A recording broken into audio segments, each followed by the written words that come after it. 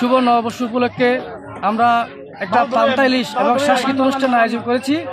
আমরা যারা এখানে উদ্যোক্তায় এটা করেছি কোনো ভেদাভেদ বলে যে একটা সুন্দর এই উপহার মানে নাচে গানে ভরে একটা সুন্দর অনুষ্ঠান উপহার দিয়েছে, এটার জন্য আমি যুব সংঘের প্রতি অসংখ্য ধন্যবাদ জানাচ্ছি। পরিশেষে আমরা যেন প্রতি বছর এই ধারাবাহিকতা টিকে রাখতে পারি। বাঙালির একটি ঐতিহ্যবাহী উৎসব পহেলা বৈশাখ 1431 বঙ্গাব্দ শেষে আজ 1432 বঙ্গাব্দের পদার্পণ।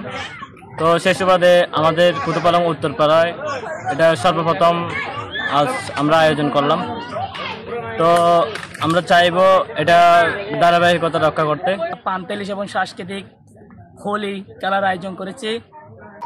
আমরা মনে করি আমাদের এই আগের ঐতিহ্য, আমাদের যারা দাদা দাদি ছিল তাদের এই বাংলা নববর্ষ হচ্ছে তাদের ঐতিহ্য। শুধু ওইটা বড়ুয়াদের না, ওটা হচ্ছে প্রত্যেক মুসলিম বা জাত কুজাত কোনো ভেদাভেদ নেই। আমরা মনে করি এই বছরটা যেন সবাই যেন সুন্দরভাবে প্রতি বছর উপভোগ করতে পারে।